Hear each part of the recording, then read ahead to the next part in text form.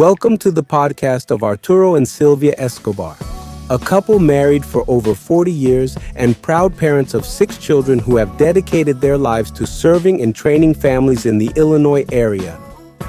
As realtors, their mission is not only to help you find your dream home or invest in real estate, but also to provide fresh and practical information that benefits our Hispanic and Anglo-Saxon community.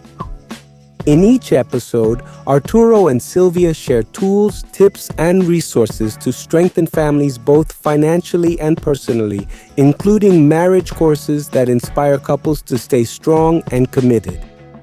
They also feature special guests who contribute valuable knowledge for the growth of your family and your future. This is a space created for you to inform, inspire, and accompany you on the journey towards your dreams. Welcome. This is Cafecito con los Escobar, the podcast.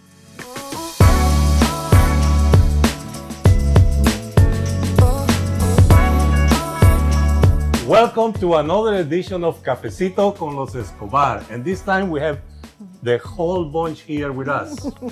So as we had mentioned last month, this is our 40th anniversary. And so our kids have agreed to be here with us, and we are so happy that they've all been able to make it. It's also my birthday this weekend, so we're celebrating that, and it's just a really special time. And so we actually have today another guest, and that is Gaby Escobar, who is our niece. and she will be actually interviewing our family. And as she asks questions to each one, everyone will introduce themselves and you'll get to know them. And if you guys can say like what number you are in the family, like the oldest, the second, the third, fourth, this way everyone gets to know where we all stand. So, Gaby, thank you for willing to do this. Thank you for having me. Okay, I'm going to start with Alejandro. Cool. I think this question will get a fantastic answer from you. Okay. So if you had to describe your family as a TV show or a movie, which one would it be and why? Got it. So, yeah, Alejandro. I'm the oldest, number 1 over here. First time caller, long time child. Yeah. Oh, man, if I had to describe as a TV show or movie. So I can't think of one on the spot, but we're definitely like for me, I think we're like a sitcom. You know, we're definitely a sitcom. We're episodic. Every episode, there's a new obstacle. It's mostly lighthearted. Every once in a while, there's like a real heavy episode. You know what I mean? Solved by the end of the day. Yeah, solved by the end of the day. It all wraps up. We all had good laughs, and it's all good. So yeah, I say we're a sitcom for sure. I would say Survivors. Also good. Reality show. Yeah. Okay. David, what's a story? What's a story that gets told over and over at gatherings? Is this close enough? Yeah. This is good. I'm David. That's the first thing. I'm the 5th child. Did you say your age? I didn't know. Did you want to add that, or should I just? Sure. I think I'm 39. Okay, I'm 26. Story that gets told over and over again at gatherings. I think there's a couple that we revisit pretty often. There's some like miracle-based ones. You know, like if someone wanted something specific for their birthday, and we just happened to get it at like a pantry. There's one about Isaac and a death certificate that he has. That's true. There's. We'll tell you later.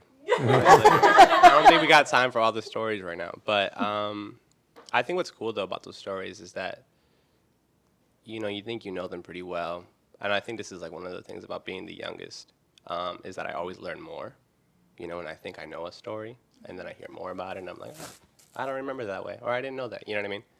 But yeah, I mean, there's a lot of stories. Awesome. All right, guys. We're gonna go with Kathy. You made eye contact. That's why you never look at the teacher. The teacher should know. All right, ready? Yeah. Was there ever a difficult time in your family that has brought you together? Yeah, bro, every other year.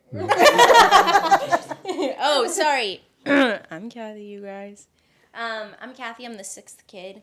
I'm the youngest. David just referenced himself as the youngest, and Youngest boy. It bothered you. I would like to say I'm like also here, you know. So thank you for shooting the next question at me. No, but yeah, I'm Kathy. I'm the youngest. I'm 23. A time that has brought us together because it's been hard is like a lot of the time.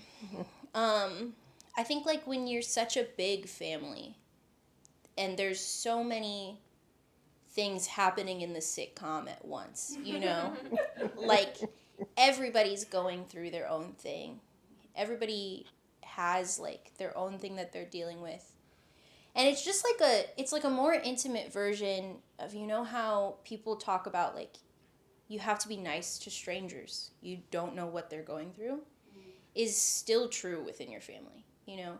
So there's 6 of us. There's parents, there's sister-in-law, there's nieces now, you know, and it's just like you actually don't know what's going on in somebody else's apartment all the time. And so there's always something kind of tough going on. But, you know, you have a family dinner. Hopefully you catch up about everything. And I think every time we do catch up, it brings us a little closer, you know? Yeah. Great answer. This one goes, this is a question I want you all to answer. Who in the family has given you the best advice and what was it? I'll go first. Hi, I'm Alicia. I'm Alejandro's wife. We've been married for 19 years. 19 yeah. I actually think Sylvia has given me the best advice. When we first started dating, or maybe we were engaged, you sat me down and you said that you did not like the idea of the whole monster-in-law. And I think that has been, and I said I didn't either, and I think it's just been amazing that you have shown that over and over. You spent the last 20 years developing a relationship and respecting our boundaries and respecting us as a family unit. And I think that has impacted all of my relationships with you and my relationships outside of that, because I can see how to love someone else and how to respect someone else because of that. And thank you. Thank you. Sure. So can you repeat the question? Someone was taking a nap. Sorry.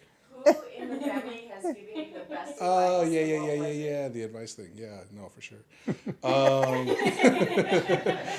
I can't, again, not specific. I'm horrible at questions, but I think in general, I would say we've gotten a lot of parenting advice from both of you guys. We have, there was always general stuff that just little hey, how do you do X, Y, Z, like actual logistical parenting advice. But then there's also, I'd say over the course of the last 2 or 3 years, we've had an illness in our family. And that has made a lot of the decisions, a lot of the things we do with the kids specifically feel much more weighted, much more difficult to navigate. And we think about the long-term impact a lot more. So because of that, you guys have been really, instrumental in us asking you questions and seeing how to move forward with certain things, whether just get advice and feedback on stuff has been really good. So that's what comes to mind for that. Isaac? Yeah, I can go. Hi. I'm Isaac. I'm third born. Honestly, yeah, I mean, I don't know off the cuff who's given me the most life-changing advice, but the one that came to mind right away was when I was learning to drive. and I was with Dad, and he was telling me to always know where you're going next, where you're turning next, so that you can get in the lane fast, so you can be in the right lane, you know? So you're like in the right lane so that you know, so that when you're gonna make the turn, you're already ready for it. And that comes to mind so often when I'm in the car, but it also comes to mind when people around me aren't getting ready for something obvious, you know? When something's obviously gonna happen and they're just like kind of ignoring the second step, you know? It's great to pay attention to where you're at. But it's almost as important, you know, to ready yourself for the next thing. So yeah, that's my answer for now, anyway. Love that. Someone. Miguel. I'm not ready. If someone has something. I can go. I'm Christy. I'm the fourth, so right before David, right after Isaac. Oldest girl. I like two things came to mind, but I'll just let me pick one.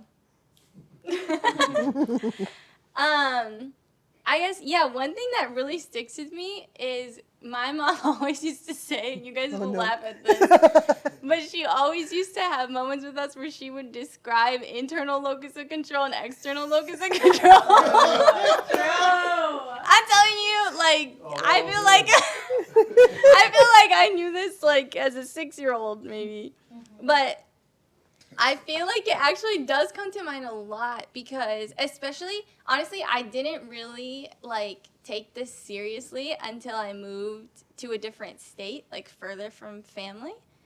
And, yeah, if you don't know what it is, look it up. My mom's a psychology major, so that's why we know this. But, like, I think being away from home in an environment that I'm not used to fully, like, it has helped me to be grounded, to know, like, it's a different way of thinking about how I can have confidence in who I am and be unshakable by, like, other things and not have the outside world, like, fully affect the inside. So, like, I think, it has given me language now.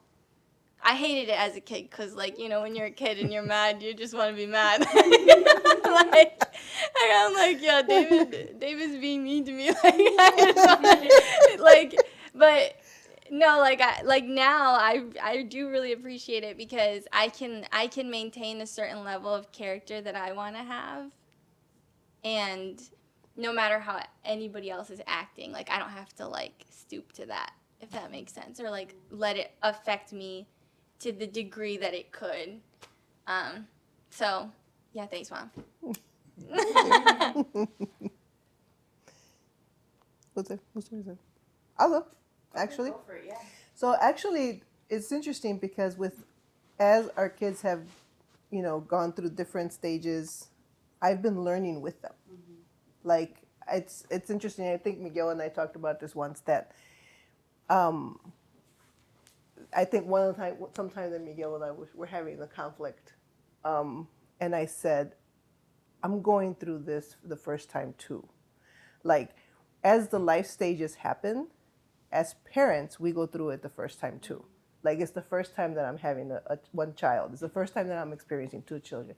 It's the first time that we're homeschooling. It's the first time that, so all of these firsts have been watching them and learning from them. And so they challenge me, and not necessarily like, you know, challenge me, but as I see them, that was especially when they were children, it was one kind of challenge. As adults, I learn from them all the time because we're having a conversation and they're so in different stages and they're so unique and they have so many different personalities, and including Alicia, including my granddaughters. Like, I listen to them and I learn from them because there's so much to learn because it's such a variety of smart. So, and I do feel like I learn a lot from them, and they don't always know it because I just absorb the conversation, or I absorb what I'm seeing them doing, and I just learn from them. So I really, like, they'll say like there's only 2 parents, but there's 7 of them, and I'm learning from all of them. And if I count my granddaughters, there's 9 of them, and I'm learning from all of them. Yeah. So it's really nice. I really enjoy that. Your turn, Tio Arturo. Do I have a turn? You guys can turn his mic on.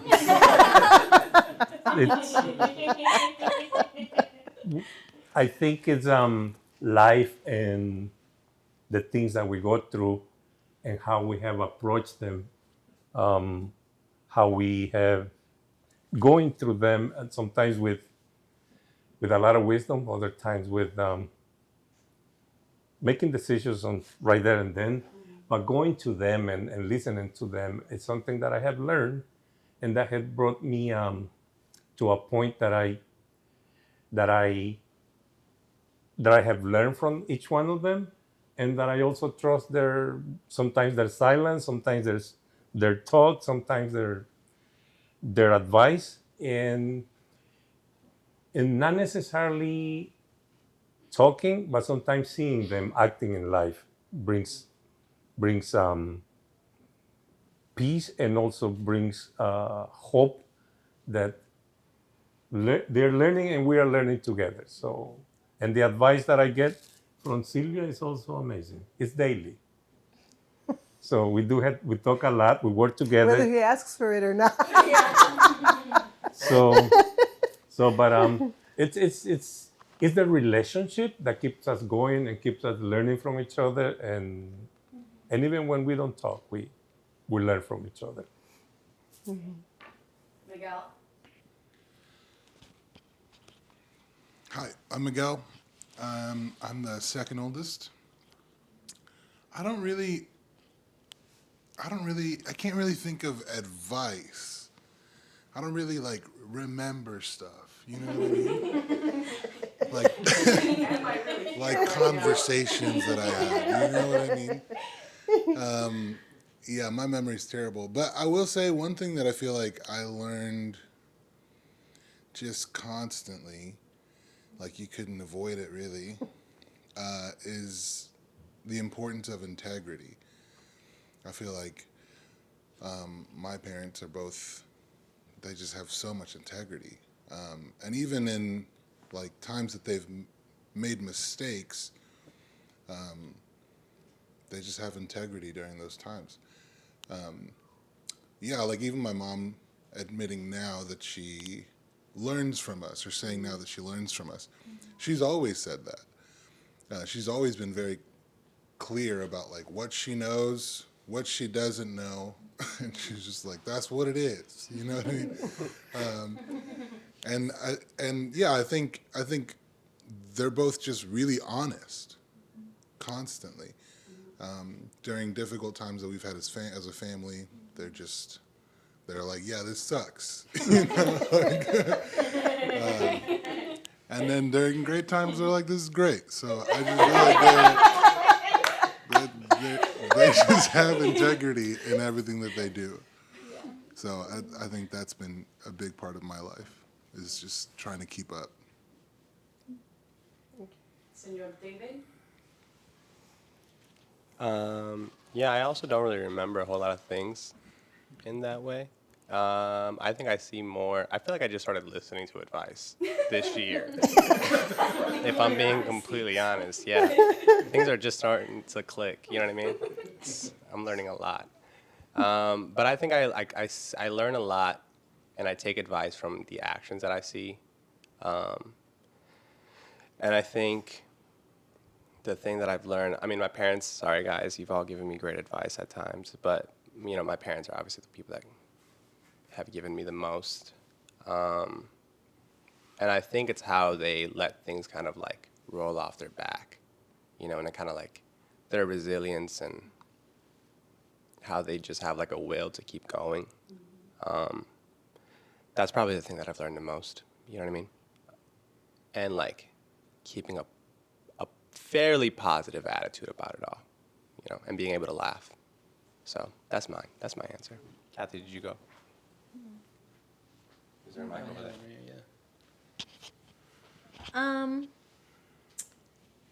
Yeah, okay, well, I'm also gonna do one of those nondescript answers for you. But the thing is, like, I think I pick up more than specific instances of, like, a one conversation, you know, has been, like, a culture thing. I think my parents are really good at cultivating a specific culture. This is our intention with the way that our house is going to look like, and we're going to follow through on that. We have an open door policy. Anyone can come. We have, you know, these kind of like attitudes that they have towards things have really created like the type of person that I want to be. You know, I had like a whole semester at school where I was like, I think I'm realizing I don't have homies, you know? And so I started like going to sit, and I would bring fruit every day, and I'd split up fruit with the people around me. And all of a sudden, all of those people were like friends, and I knew it was happening in their lives, you know?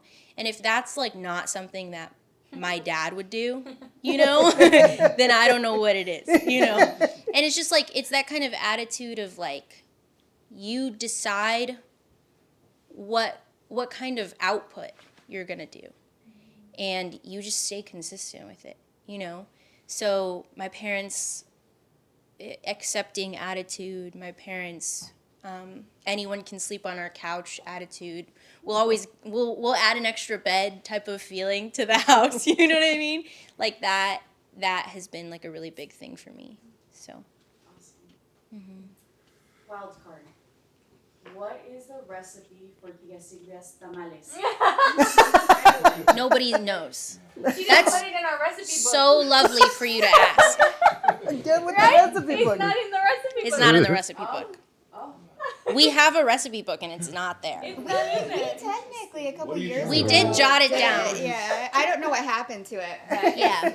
it's here It's somewhere. written. Alicia and I have Fix tried. window.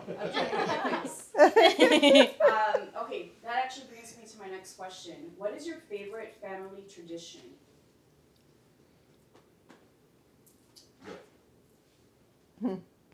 Mine's the ornaments. The what?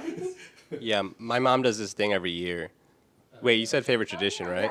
Okay, I thought I was tweaking for a second. Yeah, my mom does this thing every year where she gives us an ornament based off of our year and what we like learned or like what we did. I don't know what y'all know what it is. So yeah, that's my favorite one. I don't know. Can you describe it better? Yeah, I mean, it comes with like words to describe how you've grown in the year too, and I think that's part of what's special about it. It's a cute ornament, and also she like says something to like honor your year and kind of close it out for you. It comes with a prayer, Yeah. you know, attached. It's cool. And we always like joke about it too. We'll make fun of each other's ornaments. We do And that make just fun makes of it each real, And it's a good real tradition. family. Yeah, it's a good one. That's my Making fun of each other? Yeah, no, I'll put out the ornament for whoever it is for, and then somebody will guess what that ornament is, and it's always something funny. Like it's always like you did this or you're this or that, and then I have to like. She's given Follow doors that. many times. Yeah. And we'll be like, every year that somebody gets a door, we're like, it's finally your time to go, girl. See, like that. You gotta go. Like that. On your way out. You're on your, this is your last Christmas at the Escobars. The skis were another one. The skis that were like gave skis Yeah. out one year, and they were like, "Oh, you're It's all downhill from here. It's all down. They're very witty, like you know, Yeah, they're very Hill witty. That is a good tradition. Isaac, what's your favorite tradition?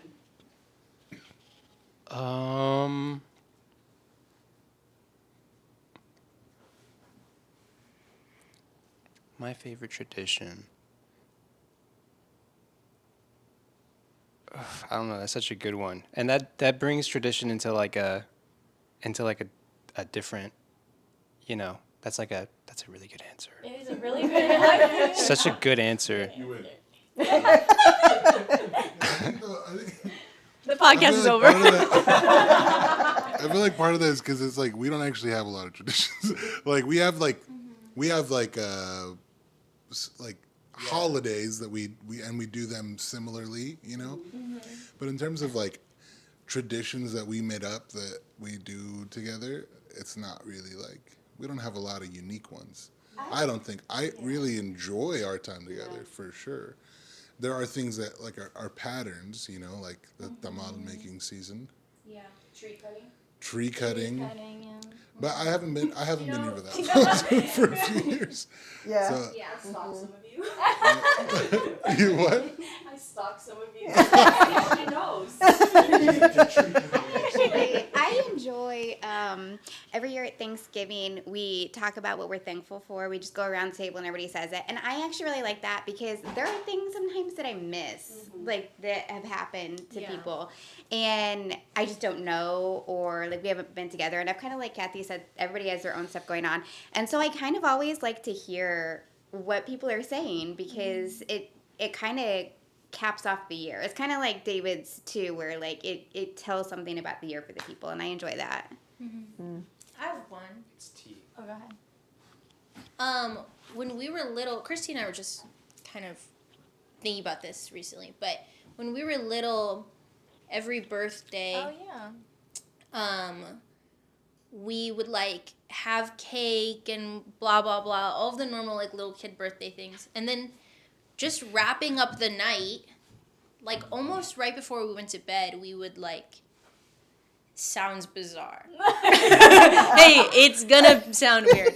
But my mom would sit on little booties on the coffee table in the living room. Yeah. And whoever is the birthday kid would sit on the coffee table.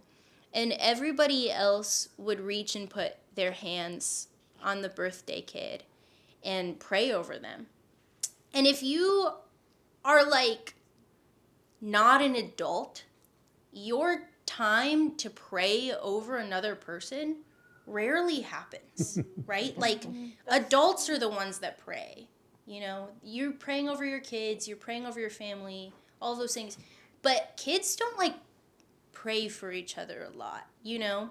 So the amount of times that we could openly, verbally say like David, I hope you stay healthy, or like Christy, I hope this is a really good year for you, is like really rare.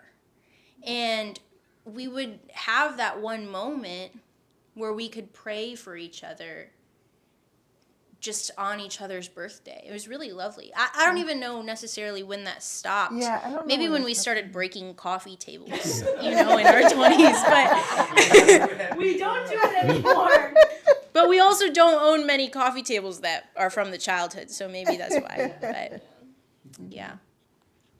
I was gonna say this is not like a tradition, but the time like right after dinner, before coffee comes out, there's like this window where we're just all sitting around the table, just riffing bits. You know what I'm saying? Like that's all we're doing. We're just riffing each other's bits, and like it's just like that. You're right, it did. But like, and it's just like whatever. Pick one. Okay, we're not ripping bits. We're just joking. And like, but like that window specifically is like the best for me. Yeah. When we were Yeah. when we were younger too, we used to do that. This is very important. This is actually very important. At the end of a salad, you know. Right. Oh, that's true. At the end of a salad, there's always this watery, salty lime juice at the bottom of the bowl. And somebody was always lucky enough to be able to drink from that. And So gross. and make a yeah. Yesterday. It's so good, and Our it's girls do that now. really Yeah. see that's what I'm saying. It's really important because it's part of the diet. Yeah. Latino salad. Yeah, with lemon. Yeah, there's very small traditions. They go almost unnoticed, but they're for sure they're very there. My favorite though. I like that you mentioned. Yeah. Riffing bits. Riffin' Bits. I'm gonna get Never that give me a tattooed. microphone. You can follow Christy on Twitter, Riffin' Bits, This podcast is my nightmare. Riffin' Bits on Instagram. On all platforms. All right. The next question. Were you I think we got with that. Were you going to hit me? No. What happened? Okay, sorry. What I missed? Nothing. Absolutely. It doesn't exist. Doesn't exist. It's all in here. Our tamale day is fake. It's all a lie. She just appears with them. And we all post on Instagram Don't you pretending wish? we've been making them, but we Yeah. don't even know how to make them. I'm not pretending. I spent hours of my life making them. I want some credit. But at some point, my mom does ask everyone to leave, and then she actually like adds the yeah, secret she adds the ingredient. secret stuff, Yeah. and then we're No like, and then we secret can come back. How has your family changed throughout the years? How has it gotten better? I like that you added the how's it gotten better. Please don't be so negative about it. Like every year it gets worse. Bobby's like, I've known you guys for forever. I'm glad you picked up on the hint. I have an answer for this one. I feel like as we've all gotten older, we have realized like how we can find like comfort in each other. Like I think you don't know like at least okay, I'll speak for myself. I think this is true for me. Like I think when I was a kid and whatever, I took for granted that we all knew each other and that we all shared like this space together, right, as a family. And as I've gotten older, having this to come back to and to come home to, it feels like no matter what happens, like I always have this. And that's like a gratitude that I think has grown a lot with age, and it like when we all bring that, it like makes us better.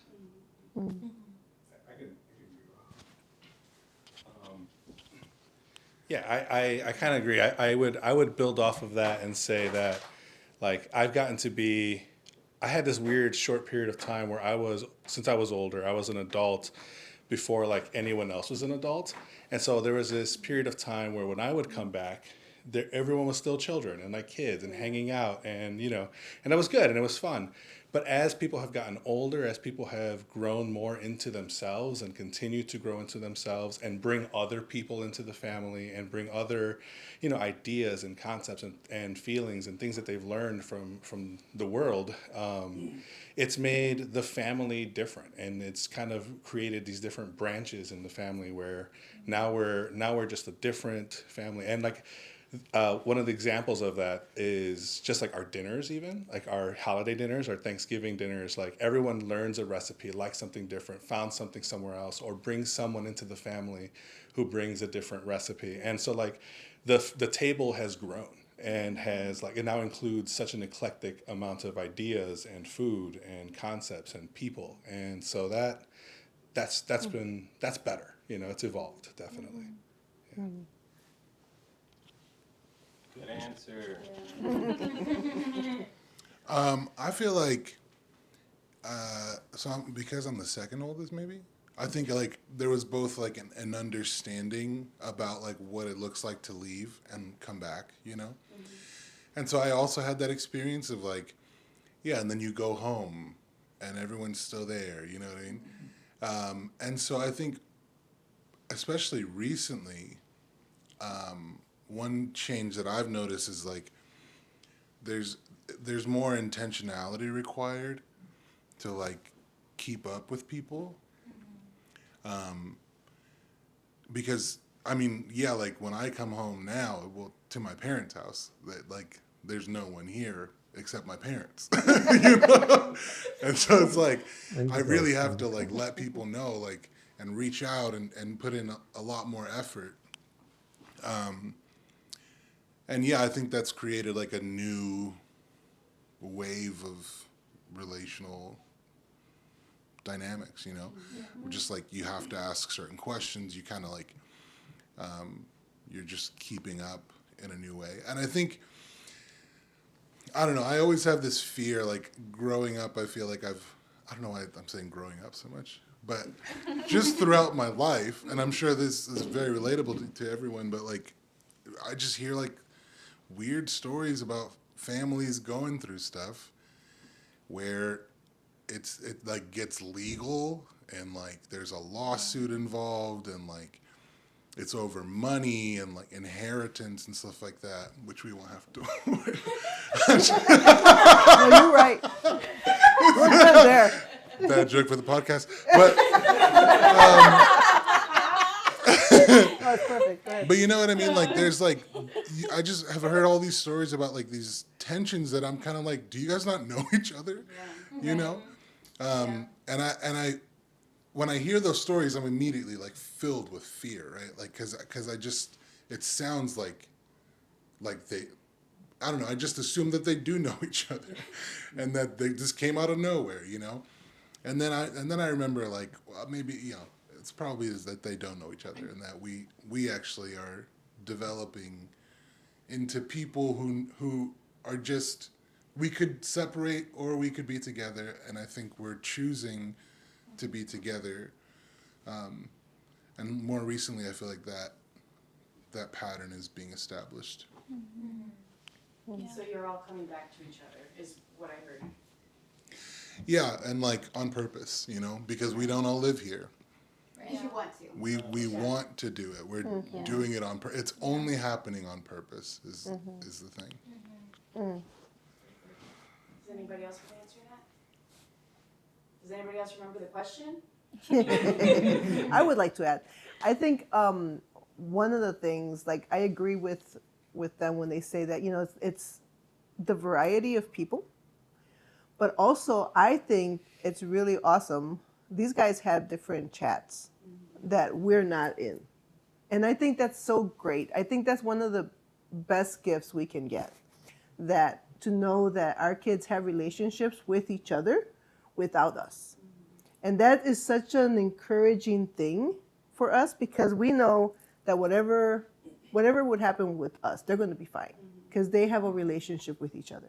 And I think that's the best gift we can get, because I think, and to know like because you know, like when they're little, especially when they were little, like Hondo would be away from college and I'll fill him in on what was going on with the kids, right? Or Miguel would be away and I would fill him in with what's going on.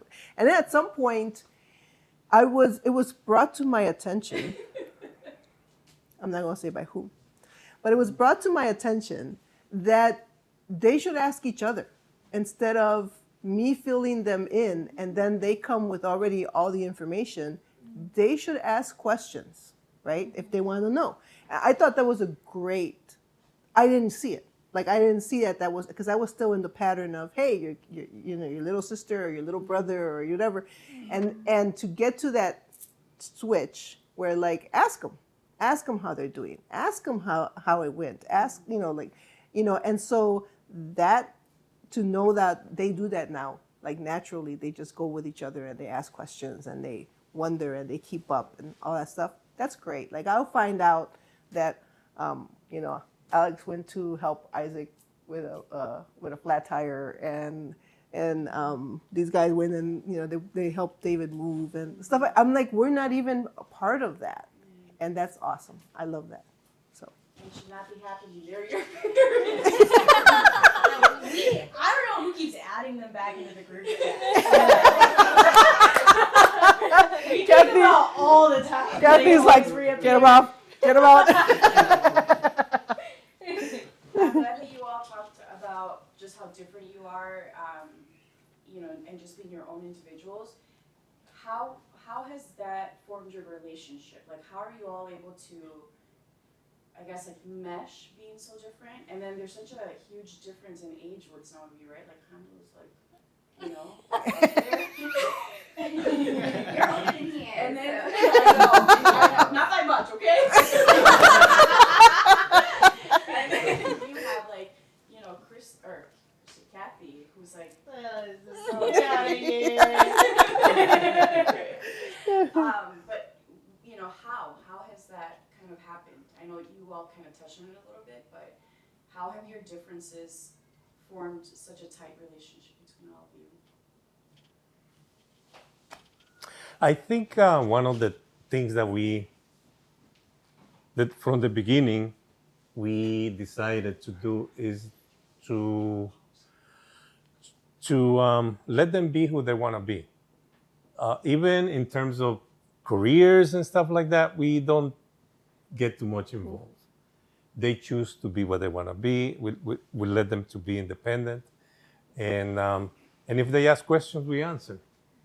But we try to stay away from their, especially me. I try to stay away from their path, and just listen when they need, and if they ask for something, I'm there. But I think because we trust their abilities, we trust we trust who God created them to be. It allows us to be free ourselves and trust that they're doing their thing and they're growing in their own personality.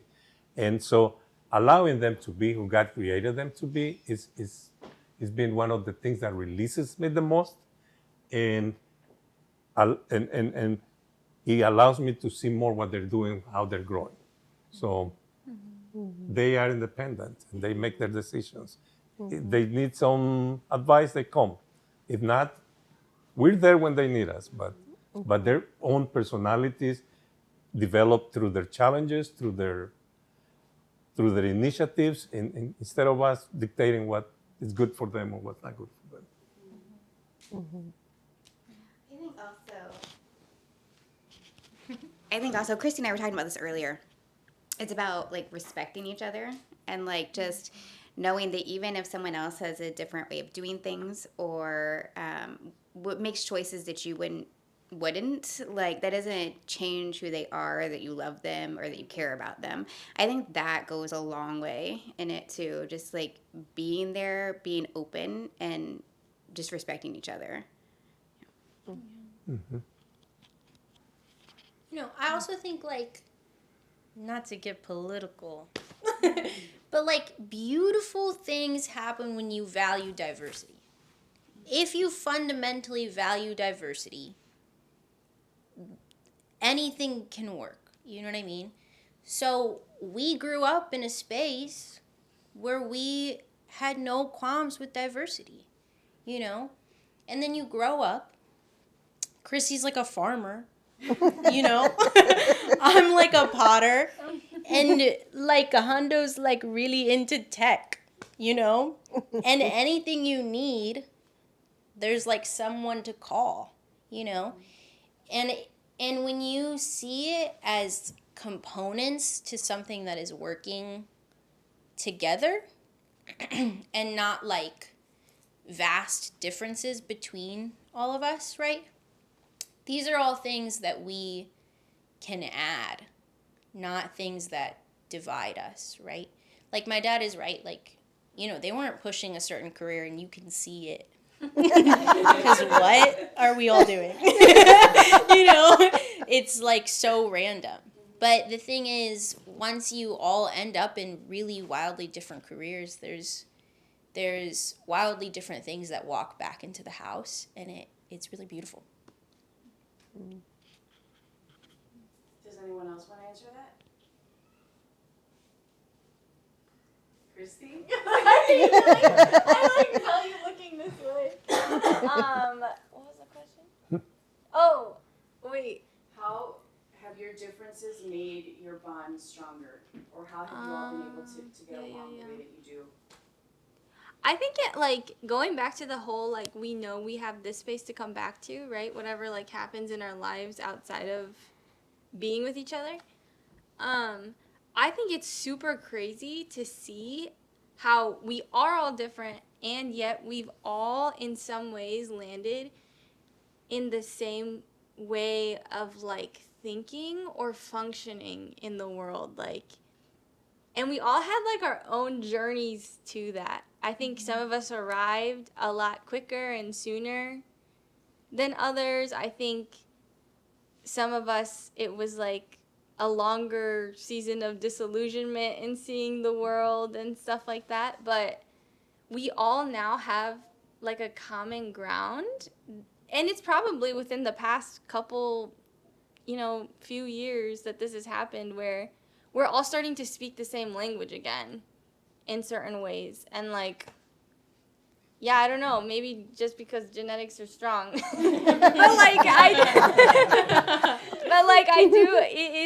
is really cool to see, like, especially as somebody who like lives further away and coming back. I mean, Miguel, you probably feel this too, like, but then coming back and seeing how people like have changed and stuff, sometimes it's like, dang, like, I could vibe with this, you know what I mean? So like, I think it is cool to see how, even though we are different, there are just like fundamental things that keep us connected, and it makes it a lot easier to stay connected in that way. I'll say something real quick about it too. I think also when you're like really young and you're all growing up and learning how to play, with whatever that means to your group of siblings, you kind of like develop this really special language as siblings, and a lot of that language you get to use in all different kinds of ways in the world, and it like develops your language. And so you have to I don't know, you come back with all these different words, and then you come back to your siblings and you have to remember how to explain it using what you know they know, or what you know together, and that develops something new, which is all that language is doing. It's just constantly, it's a very fluid way to express yourself, and it's really, it's fun, and I think staying curious has been like a really big deal for all of us, just being curious about what each of us is doing, because we can't do everything, and so it's nice to see someone else go down a different road and be like, oh, okay, that's what that would have looked like, because I think we're all a little bit like each other in that way. We're kind of would have a question I would have asked, but I didn't, but one of us did. So it's fun. It's fun to figure out the answer. Yeah, sure. So my next question is about growing up in such a big family. What was, let's say, what was the challenge about growing up in such a big family, and then what is a positive about growing up with so many siblings?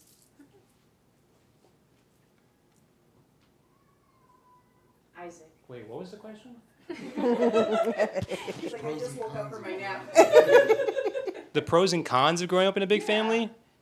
Or with so many siblings.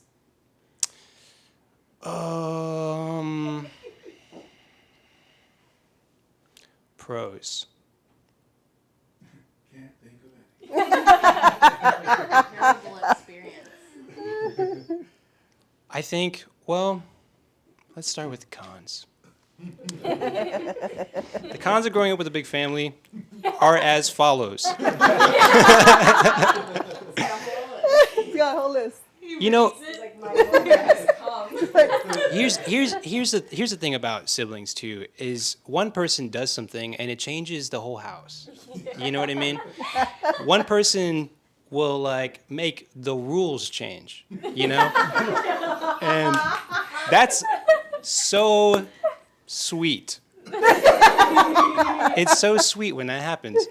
No, but that really is the best and worst thing about having a really big family, is that when you're tight with each other, and you're all flowing a certain way, any kind of changes everything. And that can be a good thing and that could be a bad thing. It depends on really how it's handled afterwards. And it's like small things sometimes, right? Like if someone's watching too much TV, all of a sudden we have to watch how much we're watching TV, like all of us, even some of us weren't watching that much TV. You know what I mean? But now I can only watch a certain amount, and I don't like that rule. But sometimes it's something a little bit more serious, or it could be something a little bit more, we're experimenting with, and the whole family thing is just a big experiment, you know, and you're constantly trying to figure it out, and we're also trying to figure it out. It's a game that we've all been playing for a while, so you know, I think I'm okay with my role, but but yeah, pros and cons of big family. Like we're pitching it. What's one pro? We have enough for like a sports team. Sports are not our thing. That's true. Another thing.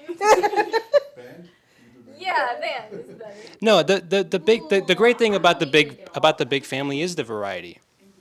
Is that there's more instruments. The sound is more unique.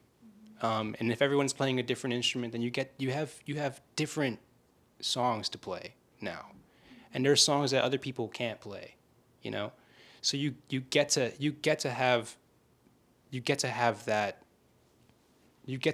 enjoy that experiment in a different way. I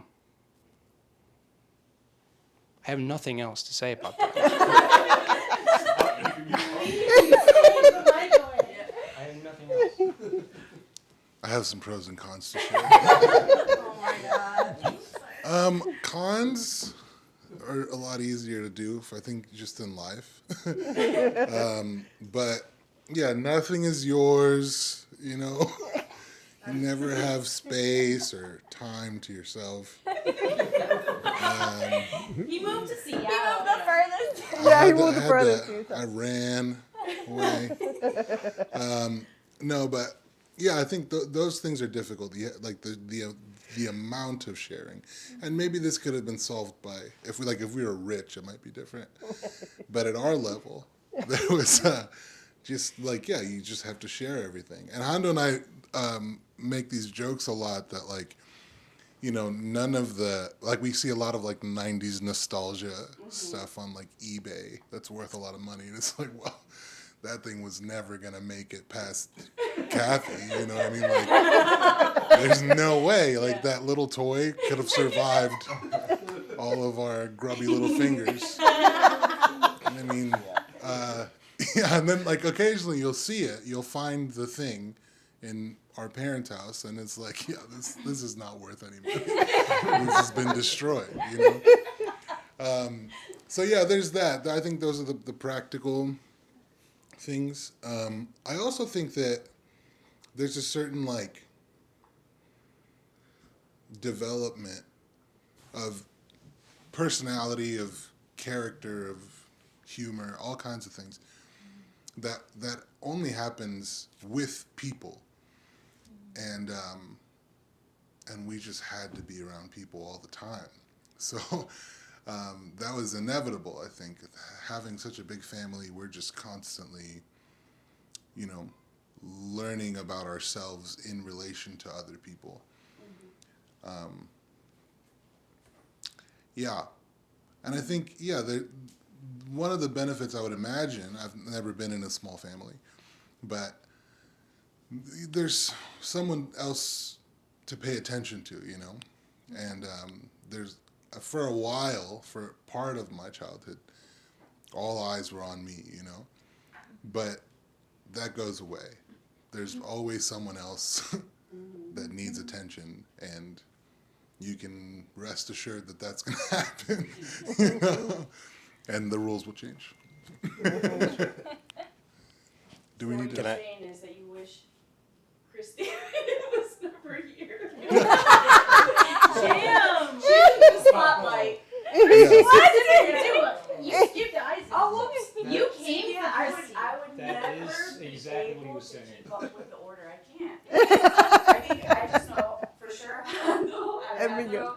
Hondo and Miguel, and then Paige. That's it. And then the baby. Everybody else is like smothered somewhere. Smothered is good. Can I add something to the pros and cons? I think it's interesting because I think the pros and cons kind of depend on your placement in the family. Because I really didn't have to share too much. You know what I mean? Like, I didn't have to share my things as much as like the older ones did.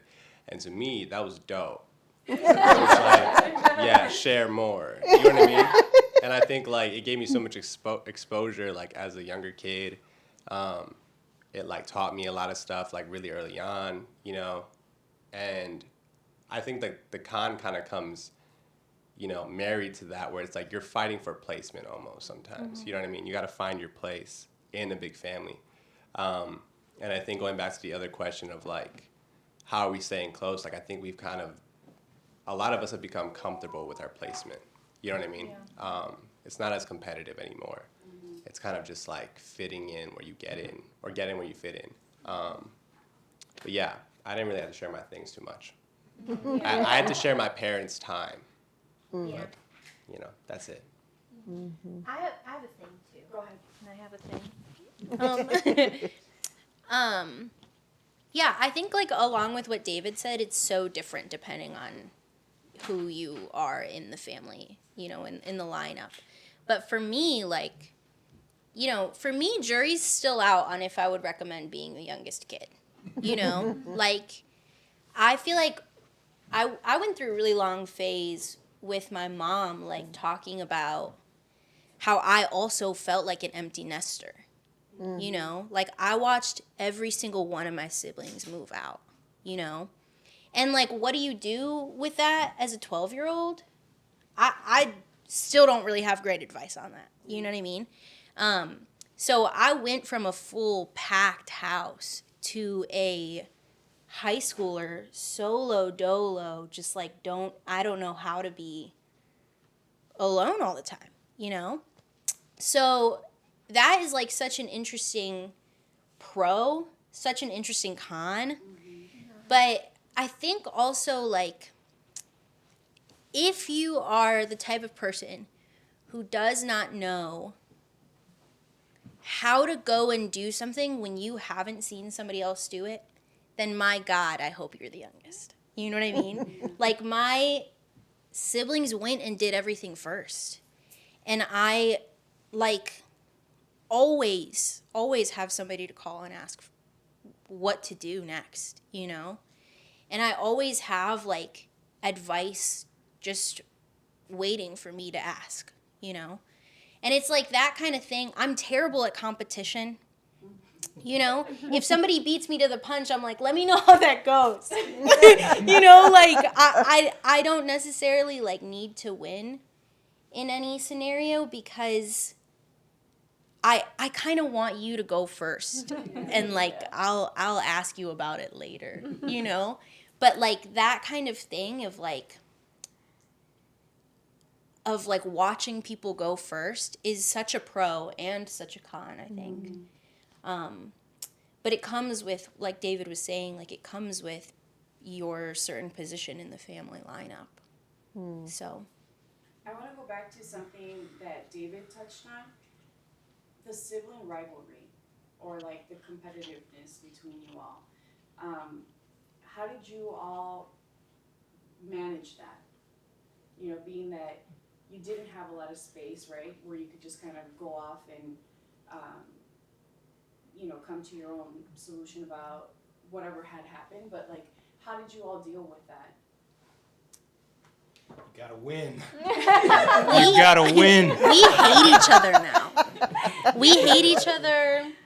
How do you guys deal with that? Losing. Nah, I'm just kidding. I don't have a real answer. I don't even know if you're competitive at all. Like you have like the most genuine attitude ever. Not really competitive. I just don't feel like we're very competitive. I also think like I sometimes wonder if it's because you guys were so young, but like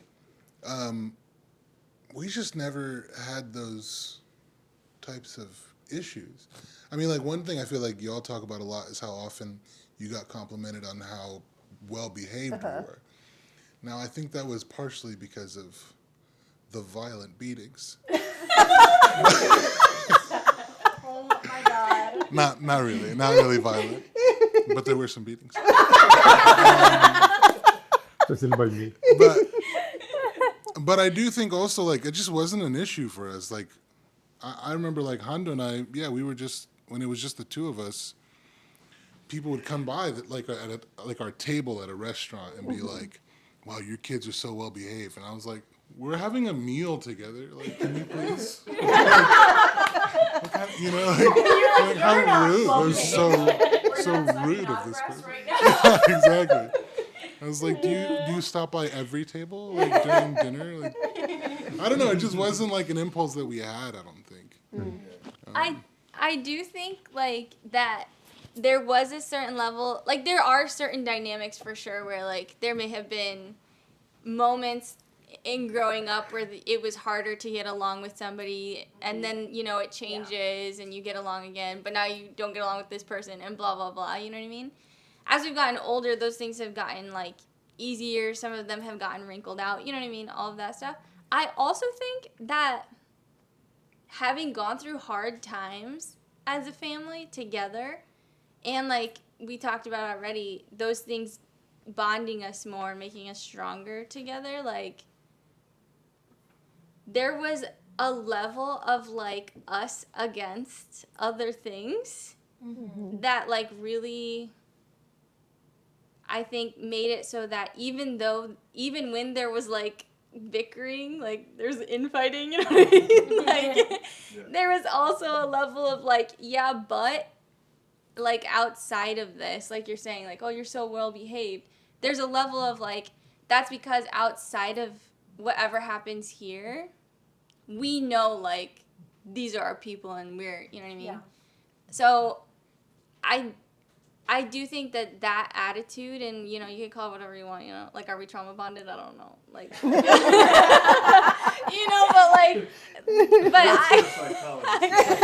yeah, you're a psychologist, so keep your comments to yourself. Keep your comments to yourself. No, but I do think there's like a level of like that trust that was built outside of the house in each other, made it so that we can like fix whatever is going on, amongst us. I also think like you are not going to stop people outside of your family from comparing you to each other. That's evil, y'all. That is so evil. But like to people who weren't us, like Christy and I, they were coming for us. Like people trying to build a rift between Christy and I, for real. You know, it was like always Christy's the brains and Kathy's the muscle. Christy's the this and Kathy's the that. And like, you know, as the two girls when we were little, pre-Alicia, is like we're trying to have our own sister dynamic, right? And people are comparing you. Right? Those comparisons were not necessarily coming from within us, but it like was happening from the outside going in. And all you can do is try your best to like know what your own relationship is, right? Like I know who I am to Christy. Christy knows who she is to me. I know who I am to David, and so on and so forth. And those comparisons are definitely there to the rest of the world. And like you just have to know your siblings, you know, you just like have to try your best to like know what your relationships are with each other and not let those things create competition. I thought I was going to hear about you guys beating the snot out of each other, maybe taking each other's stuff. Like, this is like the nicest. Chrissy also is a clothes stealer. Oh, but have I got stories for you? I'm paying a lot of money for this, okay?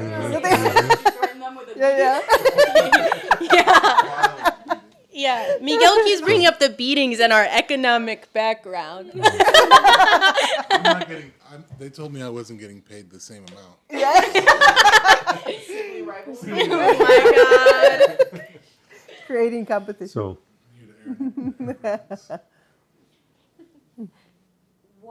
this goes for all of you. What advice do you have for the younger generations in your family? What? I don't get it. Like what advice would you have? What do you have to offer them? What insight do you have just based on future generations? Yeah. Future Like- generations like. Well, okay, we'll say for Or like- example Of Escobars? Yeah. Yeah, future nephews, nieces. You get you want this now? You get it, and now you want it. The girl's like, don't do it. Yeah, I mean, do what? I don't know. I think one thing that I've been thinking about doing while we've been sitting here is like how, yeah, our parents are mostly just focused on our character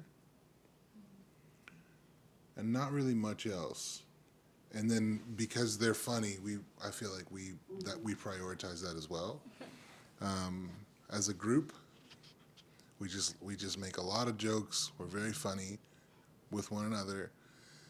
You know, what was it? Riffing bits. We're just always riffing bits. My bad, y'all. I think it works. But and then yeah, just like we're just really focused on character. And yeah, I feel like that's it. That's my only advice probably, now that I think of it. For anyone, it's just like try and have some fun, enjoy some stuff. Like, I don't think, even during our hard times, like, we laughed a lot. Yeah. And I think yeah, it's just, and still in my life, like when I'm not here, like that's just, and to a fault, to, you know, sometimes people I'm often informed that the thing I'm making a joke about is not a thing that ought to be made lightly. You know? It's like, okay. Anyway, yeah, that might be you. He recognizes it. Yeah. And even like what Christy was talking about earlier about, you know, like managing yourself within a situation and knowing that like you get to determine how you show up and who you are and how you respond. I think all of that is maybe my only advice.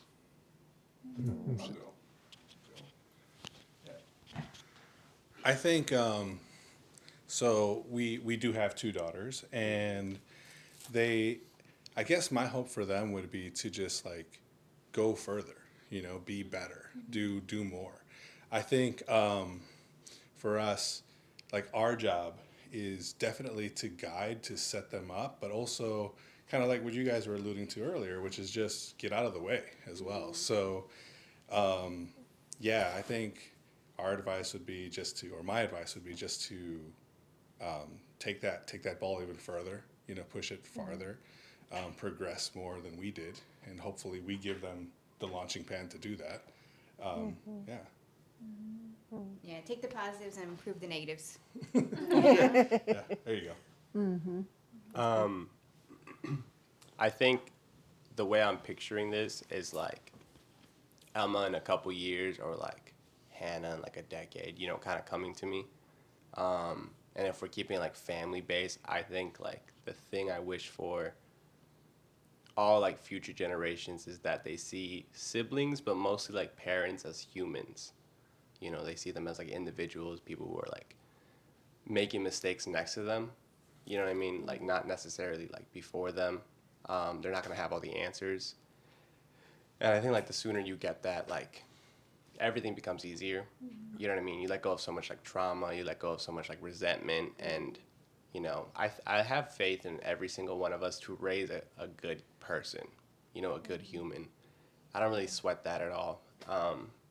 So I would never give advice to a kid about being more of themselves, because I'm like, you're probably already on your way. You know what I mean? But yeah, just like recognizing the people around them for individuals. Yeah. My next question is for your Tia Silvia. You go first. You don't even know what the question is. Already. But you go I first. think he just gave you the door. And she brought it back nice. What's the question? Complete cycle. Go ahead. What is the secret to 40 years together? You know, it's interesting that question has come up a lot as people have realized that we've been married for 40 years. And people have asked us, like, what's the secret, or what's the magic, or what's the, you know, what's the secret? And I think, and I've given different answers every time. And I think it's because there's no secret. There's commitment, and there's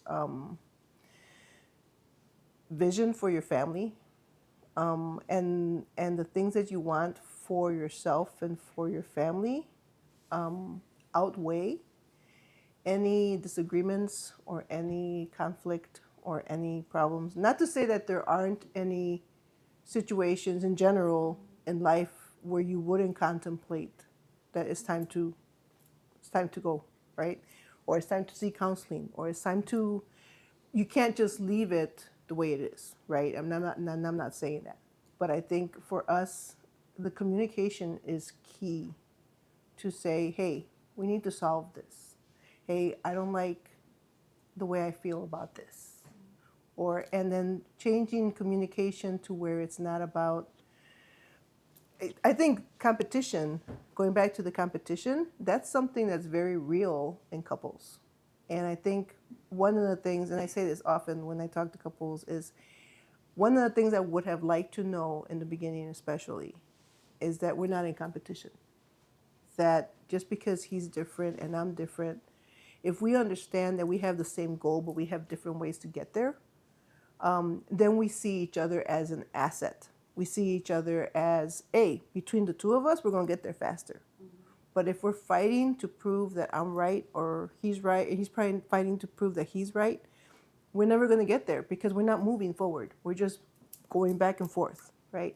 And I think that's one of the things that it's all a journey, right? We're always learning. We're always, and I think one of the worst things that social media has done for couples is to pretend that everything is perfect. And it's not about that. It's about going beyond, going through. I think, what was it that we were talking about before earlier, that the quickest way. Oh, the only way out is through? Yeah, the only way out is through. And I love that statement, because when it comes to marriage, that is, if anything would be the secret, the only way. The only way out is through. The only way out is through. So it's hard to remember, but it's good. Hey, I'm turning 60, all right? I'm turning 60. It's all downhill from here. It skis from here. But yeah, I think yeah, that's the thing. We talk about it, we settle it, we argue about it, but then we come out and we decide, okay, we're moving forward, we're making the changes, we're cooperating, and then we're moving ahead. So. Do I have to answer that question? Because she said everything I was going to say. I think it's taking each day, one day at a time, in trying to solve the issue that the day bring that day, so that doesn't accumulate. That involves the willingness to talk, the willingness to ask to be forgiven and to receive and to forgive. Because if you let things accumulate, it's hard to live that way. Mm-hmm. So for us has been part of our, and that was a learning thing for me. To communicate was something that I didn't do much, and it was a learning thing. But that has moved us, even through difficult situations, to the next level each time that we communicate and we ask to be forgiven and to forgive. So don't let things accumulate, because that builds anger, that builds resentment.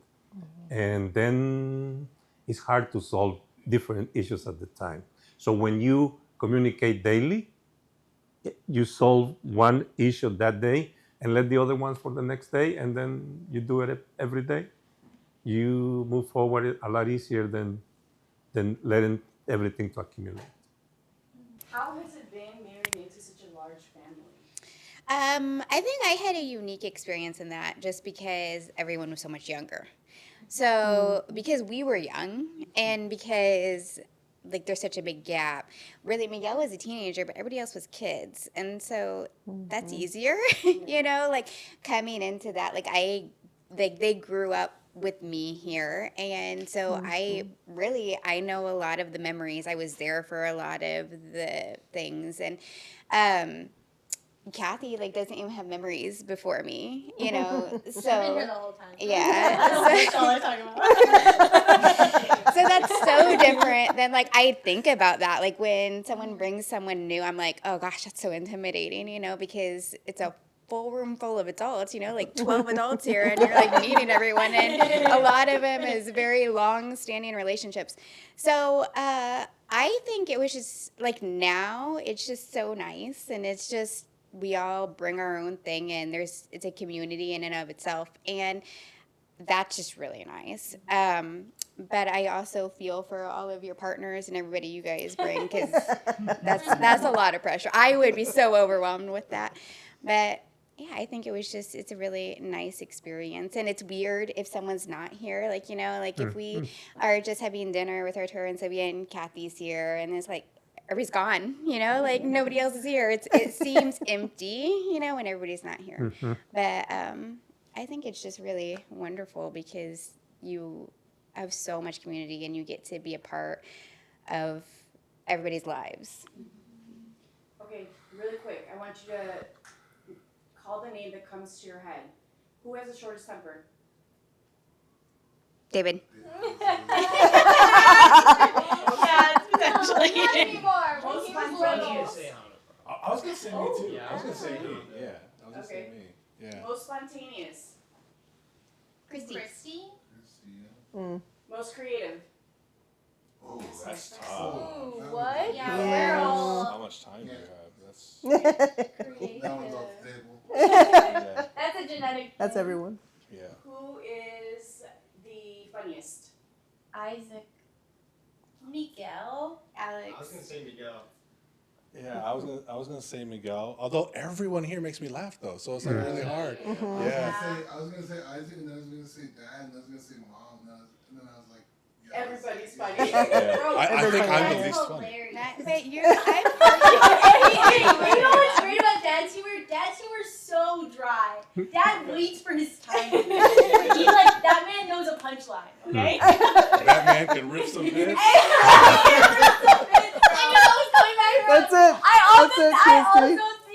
also think when he says something, like everybody stops. Yeah. And it's like, Good. what's about to happen? Who is the most thoughtful? Kathy. Most sentimental? Isaac. Yeah, maybe I Wait, David's actually really I was sentimental really- too. Yeah. David's really sentimental, It's yeah. can it be two? Because it's David and Isaac. I was gonna say David or Mom. Are we just talking about siblings, or are we doing? We're talking about everybody in this Yeah, room. it's either Oh, David sorry. or Mom. Who's a better singer? Miguel. Miguel. Miguel, maybe. Yeah. He's got the best range. Yeah. And power. Yeah. Yeah. But if you've ever heard Hondo sing a Disney song, that is just funny. Hondo can dip into the Disney princess mode easy. And change lyrics to Yeah. fit his own Yeah. songs. I He think really excels at that. Christy though. Christy can also Yeah. hit some pretty good runs. Yeah. Yeah, she's got the Yeah. chops. Isaac's got some good Yeah. songs Yeah, too. Isaac's got I just got a soft voice, a gentle singer. Yeah, it is very gentle. You guys have been awesome. Thank you for allowing me to be a part of this. I learned so much from you guys. I thought I knew already a lot about you guys, but this has really opened my eyes to things that I wouldn't have otherwise unless I actually did it and I did it. So I'm happy to have been here with you. Congratulations on 40 years. Thank you. Thank you. Happy birthday. And does anyone have any questions that they want to ask? Who's your favorite? Who's your favorite? Huh? Who's your favorite? We don't want to go there, so let's finish this right now. Yeah, that's time to. You guys, like, who do you What a think I'm great saving the way. seat for? Gabby comes to So, yeah, this has been a great time, guys. Thank you for being here. We love you from here to Alaska, I guess. And It's Alaska? Oh, to the moon. Back. So, so yeah. From here down Okay. the street. From here to El Salvador, okay? So it's very far away. The moon. The moon, okay, the moon is fine. And thank you, Gabi, for being here. And what's next in our podcast? Oh, wow. Okay, so one of the things we want to remind everyone is that we're actually starting a fix and flip class. It's going to be October 14th. And that one's going to be on Zoom. It's going to be in English. So we hope that you can join us. If you speak English or you know somebody who would prefer it in English, we're going to have this Zoom class. It's going to be on October 14th. The other thing coming up, and we will notify you exactly on the date, but in November, we're going to have a pie giveaway and a picture day where you guys can come with your family, take a picture, and then you can put it on your Christmas cards. So that'll be a free pie and free portrait, family portrait. It's gonna be nice. Thank you. And also the 27th, we have the September 27th. September 27th next week, Saturday from 10 to 12 in Schaumburg. The information will be on our media. We have the lead from your rent. It's a class. We offer breakfast and we have fun. And it's in Spanish. That's in Spanish, yes. Thank you for joining us. Thank you, Gabi. Thank you. We appreciate you. Thank you. So now we're gonna do the whole thing in Spanish, right? Everyone, remember what you said. I didn't sit this much.